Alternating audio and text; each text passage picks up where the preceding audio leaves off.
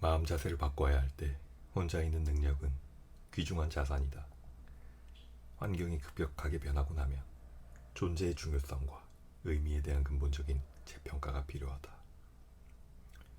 인간관계가 모든 형태의 고민에 해답을 제시한다는 생각이 지배적인 문화에서 좋은 마음으로 도우려는 사람들에게 당신들의 격려도 고맙긴 하지만 고독 또한 치료에 필요하다고 얘기하는 것이 어려울 때가 있다. 누구든 겪을 수밖에 없는 고통스러운 변화 한 가지는 사별이다. 배우자, 아이, 부모, 형제자매와의 사별이 모두 그렇다. 사별을 받아들이는 데에는 시간이 걸린다는 것은 연구로도 입증된 상식이다. 그리고 사람들이 고통스러운 느낌을 피하고 싶어 다양한 방어 수단을 사용하면서 슬픔의 과정을 지연한다는 것도 밝혀졌다. 때로는 감정을 그대로 드러내는 행동을 혐오하는 전통적인 문화 때문에 이런 방어 수단들이 강화되고 미화되기도 한다. 어떤 남자는 얼마 전 사랑하는 아내를 잃고도 평소처럼 출근해서는 자신이 겪은 상실을 아무에게도 말하지 않은 채 보통 때보다 더 오래 일을 하며 칭찬을 받으려 한다. 이것은 한편으로 극기를 중요시하는 문화 때문이기도 하지만 또 한편으로는 고통을 겪은 사람이 감정을 숨겨야 주변 사람들이 당황하지 않기 때문이기도 하다. 고통을 표현하지 않는 사람에게 씩씩하다고 칭찬하는 것은 초점이 어긋난 행동이다. 상실을 겪고도 내색하지 않거나 덤덤한 척하다가 슬픔을 제대로 해소하지 못한 채 마음속에 그대로 묻어둔 사람들을 치료해본 경험이 심리치료사라면 누구나 있을 것이다. 치료를 하는 동안 죽은 사람 얘기가 나오면 환자는 그 일을 몇 달이나 몇 년 전에 겪었는데도 슬픔을 감당하지 못한다. 여러 연구들은 사별 직후에 제대로 감정을 표현하지 못해 나중에 여러 신체적, 심리적인 징후들로 더 힘겨워하고 더 오랫동안 혼란스러워하는 미망인들을 보고하고 있다. 심지어 사별하고 13개월이 지난 한 미망인은 사별한 직후에 울 수 있었던 사람들에 비해 더 혼란스러워했다. 사별한 사람에게 출근하거나 평소 활동을 하지 않고 얼마 동안 애도의 시간을 갖도록 해주는 문화권도 많이 있다. 뒤에서 얘기하겠지만 창의적 사고 단계인 부화의 과정은 완성되려면 오랜 시간이 걸리는 정신 과정이다. 애도 또한 그야말로 오랜 기간이 필요한 과정이다. 그리스의 시골 마을에서는 여자가 사별하면 5년 동안 애도한다. 이 기간 동안 사별한 여자는 검은 옷을 입고 고인의 무덤에 매일 가고 고인과 대화를 하면서 하루를 시작한다. 여자에게 무덤은 마치 사람과 같다. 남편이나 딸을 찾아가듯 무덤을 찾아간다. 이처럼 특정한 문화에 따라 정해진 의식들은 상실을 겪은 사람에게 그 상실을 있는 그대로 느끼도록 하는 역할을 한다. 그리스의 시골 사람들은 그 지역 특유의 카타르시스 이론이라 하는 것에 대체로 동의한다. 그들은 사별을 겪은 여성이 고통과 비탄과 슬픔이라는 감정을 완전히 없애려면 애도의식을 치르면서 그 감정을 완전하게 받아들이고 반복해서 표현해야 한다는 것을 알고 있다. 애도기간은 시체를 파내서 죽음을 완전하게 받아들이는 걸로 끝을 맺는다. 그런 다음 죽은 사람의 뼈를 모아 금속 상자에 넣고 지역 납골당에 가져가 다른 사람들의 뼈와 합한다. 이제 고인이 아무것도 해주지 못하는 세상에서 유족이 혼자 힘으로 살아가야 하는 새로운 사회 현실이 만들어진다. 이 과정은 죽음 당시에 느낀 격렬한 슬픔이 점차 누그러지고 새롭게 중요한 존재가 된 타인들과 관계를 맺고 죽음에 관한 객관적 사실들에 끊임없이 직면하고 고인의 뼈를 파내고 죽음이라는 현실을 더할 수 없이 생생하게 실감하면서 이루어진다.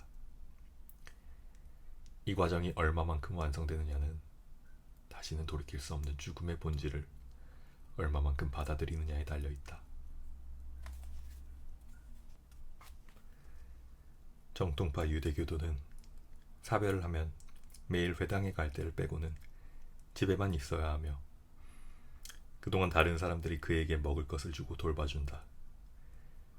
영국의 정신과 의사 콜린 머리 파크스는 이런 유대교 풍습이 모든 가정에서 유익할지 의문을 제기했지만 내 한정된 경험으로 보건대 사별한 사람이 일정 기간 집에 머물면서 평소 하던 일을 하지 않도록 하는 것은 도움이 된다.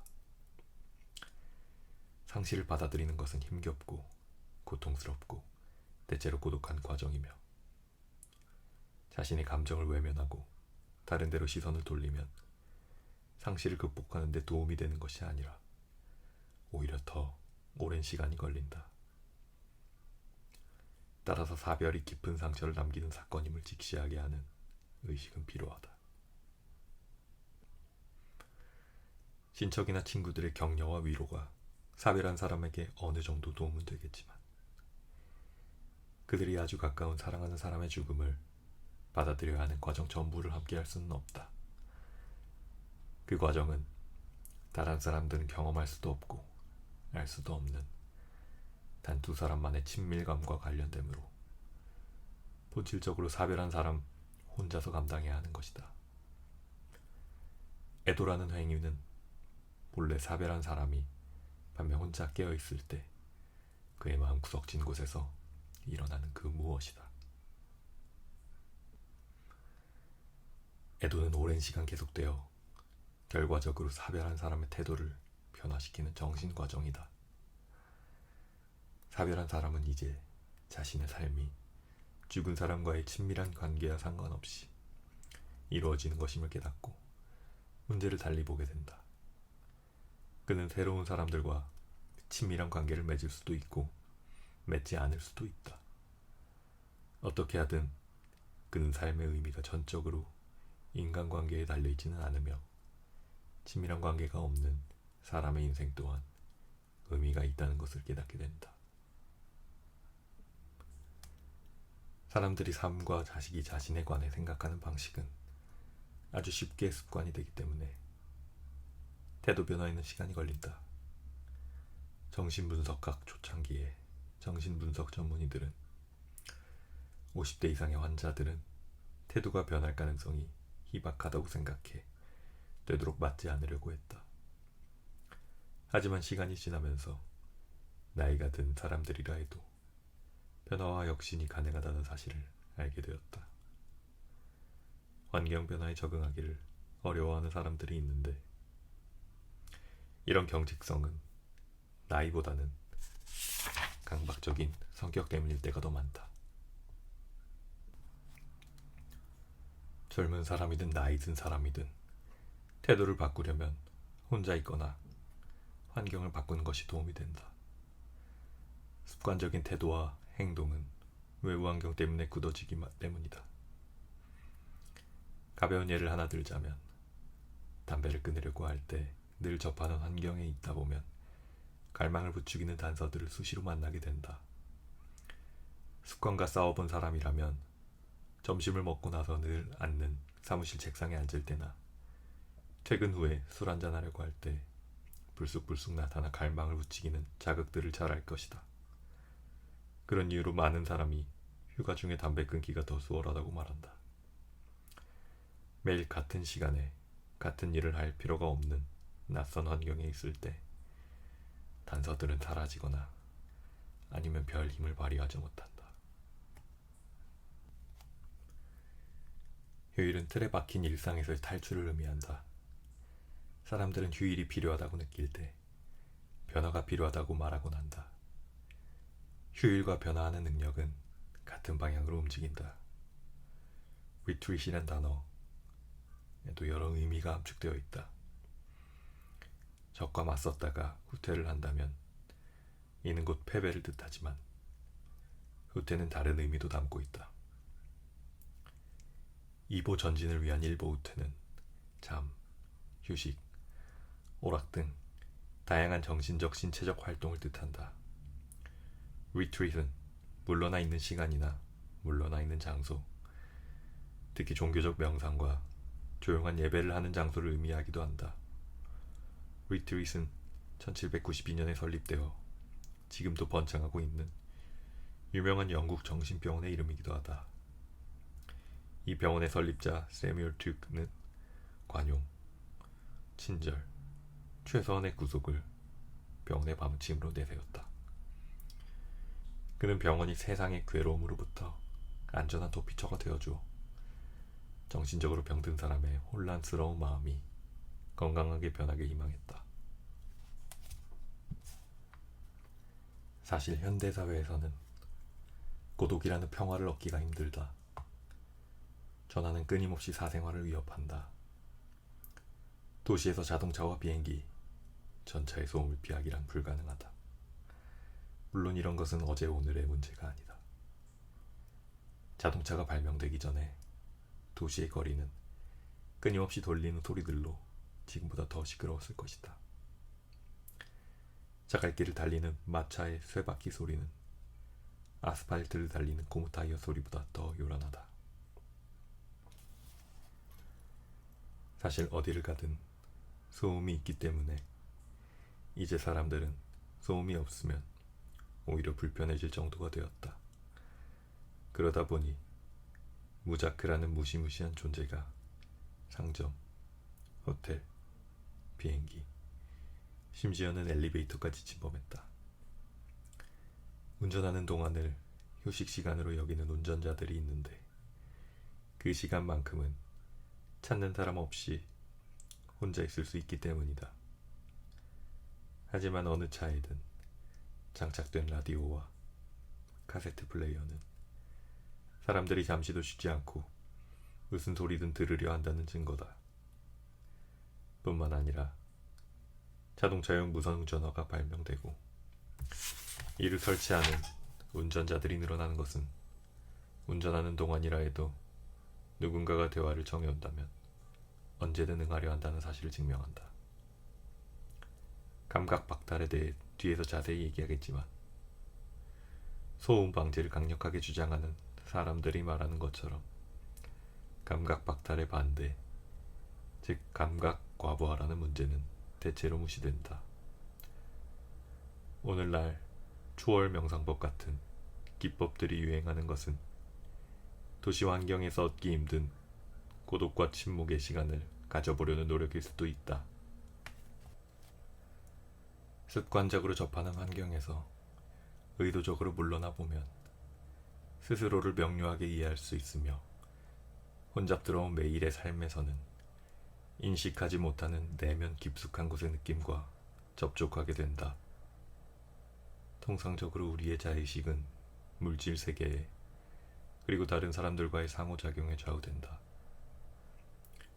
책으로 들어찬 서재는 내 관심사를 반영하고 작가로서 나의 정체성을 확실하게 하며 내가 스스로를 어떤 사람으로 생각하고 있는지를 분명히 자각하게 한다. 내 가족, 동료, 친구들, 그리 가깝지 않은 지인들 등과의 관계는 내가 어떤 시각을 지닌 사람이며 예측건대 어떠한 방식으로 행동할 사람인지를 규정한다. 습관적으로 누군가를 규정하는 요소들에는 한계가 있다. 내가 평소에 나 자신을 불만스러워한다고 가정해보자. 혹은 내가 미처 인식하지 못하는 경험이나 자기 이해의 영역이 있다고 생각해보자. 이런 것들을 탐험하는 한 가지 방법은 현재의 환경에서 벗어난 다음에 어떤 일이 벌어지는지 보는 것이다. 그렇게 하는 데는 필연적으로 위험이 따른다. 마음속으로 새롭게 뭔가가 조직되고 통합되려면 먼저 어느 정도의 해체가 일어나야 한다. 이전의 형태를 붕괴시키고 나서 더 좋은 것이 올지 안 올지는 경험해보기 전까진 아무도 모른다. 1934년 겨울에 남극의 기상 관측기지에서 지내던 버드 제독은 일상생활의 압박에서 벗어나 새로워지고자 고독을 선택한 사람의 신뢰를 잘 보여준다. 버드 제독은 혼자 그곳에 있겠다고 고집했다. 기상 관측을 하려면 혼자 있어야 한다고는 했지만 이것은 표면상의 이유일 뿐이었다. 정말로 원한 것은 따로 있었다고 그는 고백한다. 기상 관측과 새벽 하늘의 관찰 말고는 중요한 목표가 없었다. 그런 게 전혀 없었다. 그저 얼마간 혼자 있으면서 평화와 정적과 고독을 마음껏 누려보고 그런 것들이 얼마나 좋은지 느껴보고 싶다는 한 인간의 바람이 있었을 뿐이다. 버드 제독은 개인적인 불행에서 도망친 것이 아니었다. 그는 스스로를 엄청나게 행복한 인생을 산 사람이라고 표현했다. 그런데도 14년 동안 수차례 원정대를 조직하면서 받아야 했던 압력, 원정대 기금을 마련하느라 겪어야 했던 마음고생, 그가 이룬 성과를 두고 어쩔 수 없이 들어야 했던 세간의 평가 때문에 그의 표현대로 밀집혼란을 경험했다. 어느 순간 삶의 목표가 보이지 않았다. 읽고 싶은 책을 읽을 시간, 듣고 싶은 음악을 들을 시간이 없었다. 내가 원한 건 단순히 지리적인 의미에서의 운둔이 아니었다. 나는 삶을 완성하는 철학에 뿌리를 내리고 싶었다. 그는 또한 지금껏 경험해보지 못한 혹독한 환경 속에서 자신의 인내력을 시험해보고 싶었다고 털어놓는다. 삶에서 새로운 의미를 발견하고 싶었던 그의 소망은 실현되었다. 4월 14일에 일기에서 그는 이렇게 기록한다. 오후 4시 영하 31도. 오늘도 역시 산책을 하다가 침묵을 듣기 위해 멈춰섰다. 낮은 죽어가고 있었으며 밤은 거대한 평화와 함께 태어나고 있었다. 여기에는 조화롭고 소리 없는 우주의 가늠할 수 없는 작용과 힘이 있었다. 조화, 바로 그것이었다. 그 조화는 바로 침묵에서 나온 것이었다. 그것은 평온한 리듬, 완벽한 화음이 내는 선율, 어쩌면 전체가 내는 음악이었다. 그 리듬을 듣는 것만으로 잠깐 동안 나는 그것의 일부가 되었다. 순간 나는 인간이 우주와 하나임을 의심할 수가 없었다. 리듬은 너무도 질서정연하고 조화롭고 완벽해서 그것이 우연한 행운의 산물일 리가 없다는, 그러므로 그 모든 것에는 분명 목적이 있을 것이고 인간은 그 전체의 일부이며 우연한 부산물이 아니라는 확신이 들었다. 이성으로 설명할 수 없는 느낌이었다. 절망의 핵심에 닿아보고 그 절망이 근거 없는 것임을 깨닫는 느낌이었다. 질서정연한 우주, 즉 코스모스는 절대 혼돈이 아니었다. 인간은 낮과 밤이 그런 것처럼 합법적으로 그 우주의 일부였다. 또 다른 어느 날인가는 그때까지 살아오면서 가장 생생하게 경험한 느낌에 대해서도 이야기한다. 안타깝게도 버드 제독은 난로에서 새어나온 일산화탄소에 중독되어 죽을 고비를 넘겼다. 그래서 그의 이야기 후반부는 태양과도 같은 신비한 경험보다는 허약한 몸에 대한 내용으로 채워진다. 하지만 자칫 목숨을 잃을 뻔한 사고를 당했는데도 버드 제독은 그 일이 있고 나서 4년쯤 지나자 다시 글을 썼다. 이전에는 제대로 소유하지 못했던 것을 비로소 얻을 수 있었다. 순전한 아름다움과 살아있다는 기적, 그리고 모든 소박한 것들이 지니는 가치에 대한 감사. 운명으로 돌아왔어도 내 생각은 바뀌지 않았다. 지금 나는 더 단순하게 더 평화롭게 살아간다. 버드의 이야기는 종교를 신봉하는 이들에게서 익히 들어봤음직한 내용, 즉 우주와 하나가 되는 신비한 경험이다. 윌리엄 제임스도 종교적 경험의 다양성에서 이렇게 이야기했다. 개인과 절대자 사이를 늘 가로막고 있는 장벽을 모두 극복한다는 것은 위대하고 신비로운 일이다. 신비의 상태에서 우리 모두 절대자와 하나가 되며 그 일체감을 인식하게 된다. 문명 속의 불만에서 프로이트는 프랑스의 소설가 로맹 롤랑과 주고받은 편지를 언급한다.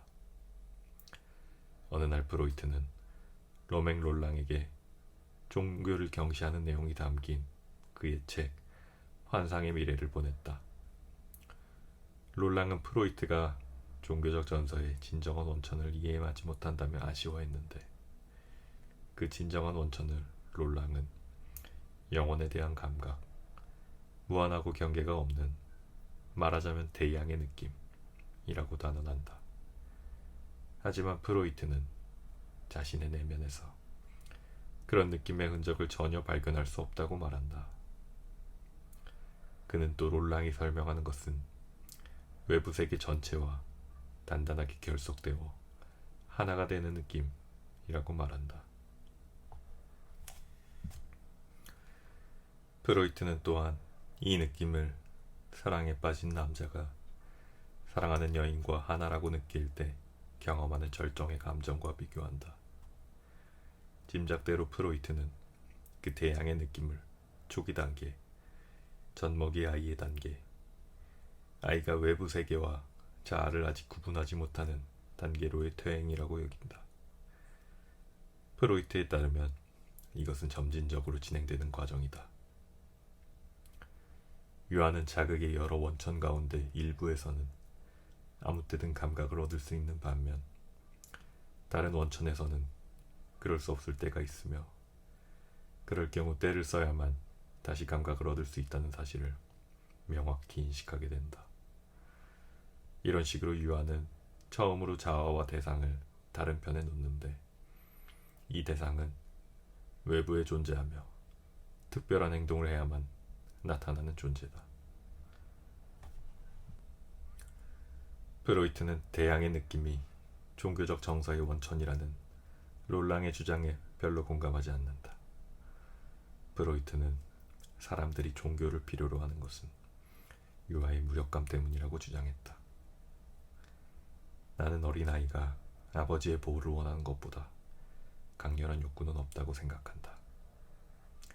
하지만 그는 그 대양의 느낌이 나중 단계에서 종교와 연결되어 있을 수도 있다고 인정하며 우주와 하나가 되는 느낌에 대해서는 이렇게 말한다.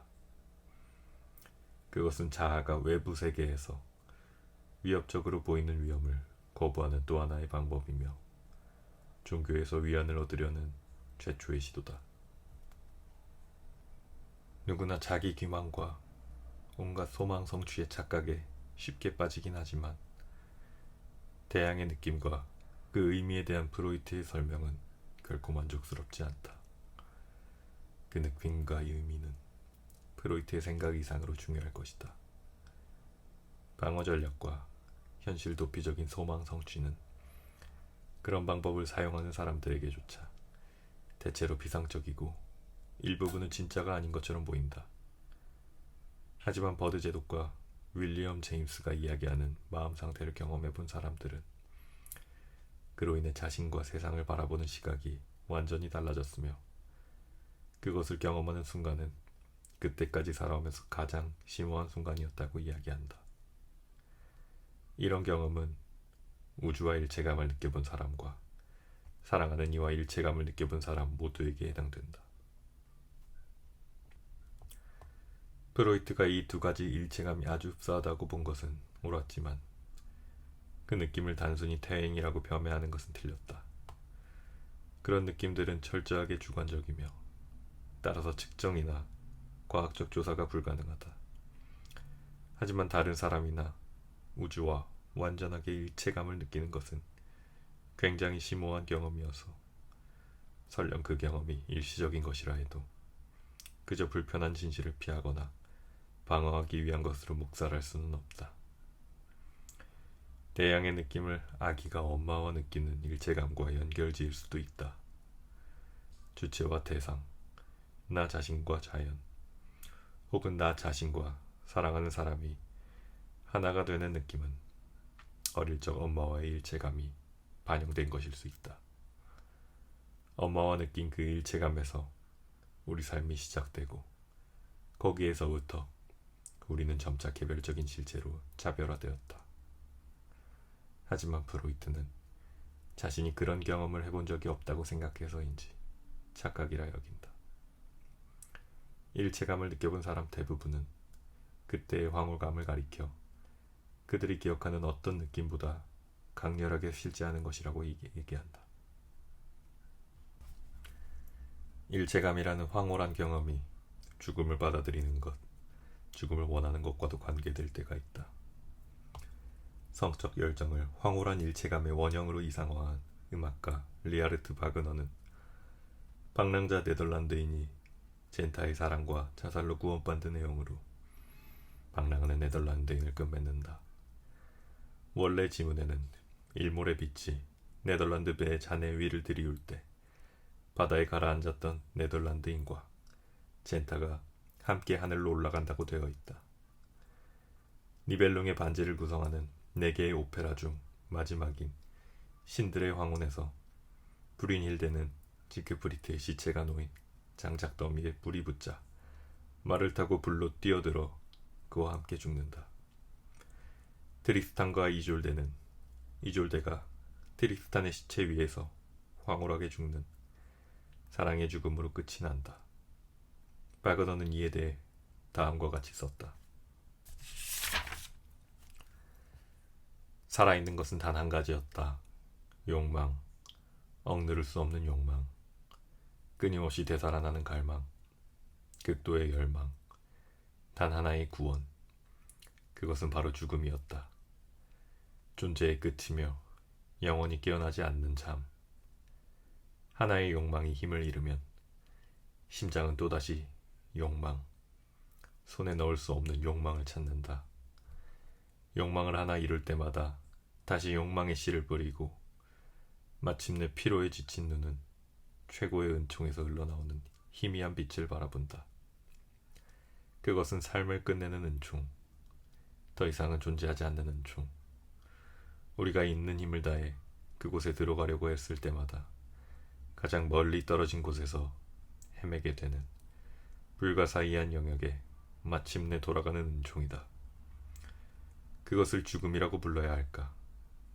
트리스탄과 이졸데의 이야기에서 나오듯 무덤에서 담쟁이 덩굴과 포도나무가 솟아나와 서로 얽히는 밤에 경이로운 세상은 아닐까?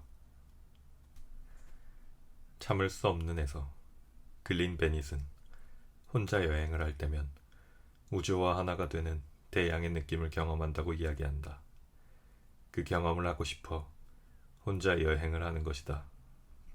하지만 그런 여행에는 자살의 유혹이 따르기도 한다. 그 예로 베닛은 단독 항해사 프랭크 멀빌의 이야기를 들려준다. 프랭크 멀빌은 카리브해에서 자신의 아름다운 요트를 보고 싶은 마음을 억누를 수 없어 배 난간 밖으로 나갔다.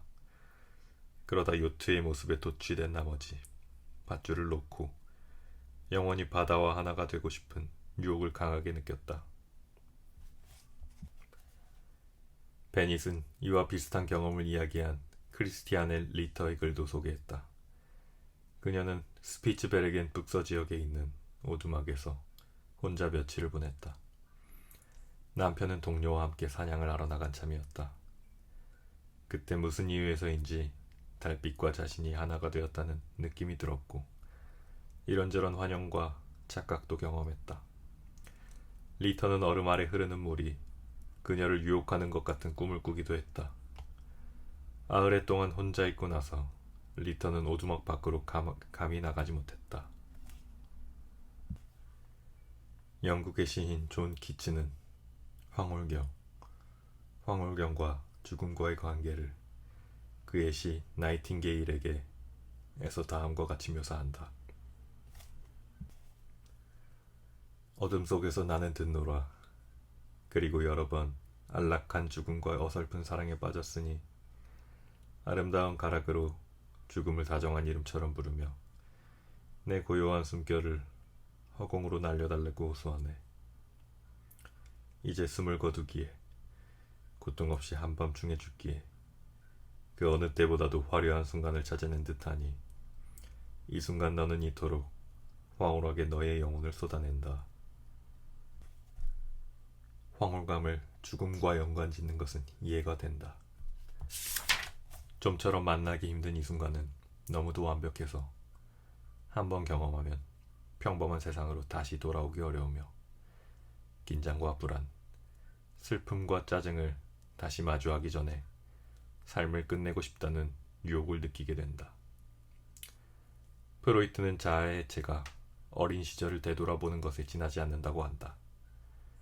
그 시절은 아무리 행복했더라도 일단 어른이 되고 나면 절대 돌아갈 수 없고 돌아가길 바랄 수도 없는 잃어버린 낙원과도 같은 것이다.